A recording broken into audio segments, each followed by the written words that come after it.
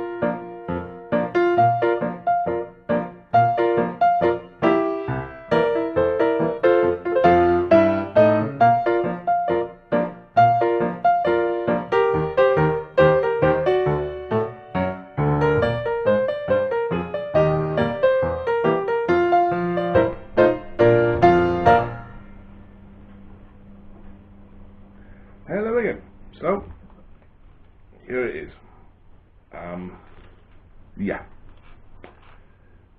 Am I happy with it? I'm okay with it. It's, as I said at the beginning, it's my first time of ever trying anything like this with multicolours. It turned out okay. I ended up using a piece of elm, which I had lying around the workshop, which on that side, nothing, on that side, absolutely loads of wormholes, which I think adds a character to it. Will I do it again? Yes, definitely. Will I watch a lot of videos first on how it should be done? Absolutely, with the likes of Stuart Freeney and John Clothier, amongst others. The important thing is, my wife likes it, and she says her sister will love it because of the colours. So, on that respect, yeah, it works. So, once again, thank you for watching. If it's your first time here and you've liked what you've seen, hit my icon at the bottom and you can subscribe through there and hit the notification bell, and you'll be advised then of when I upload other YouTube videos. If you've been with me a while, thank you very much for sticking with me.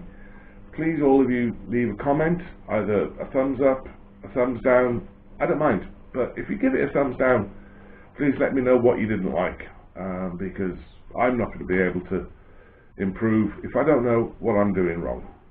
So, yeah, once again, thank you very much. All of you stay safe. Diolch yn fawr, and see you on the next one. Take care, everybody.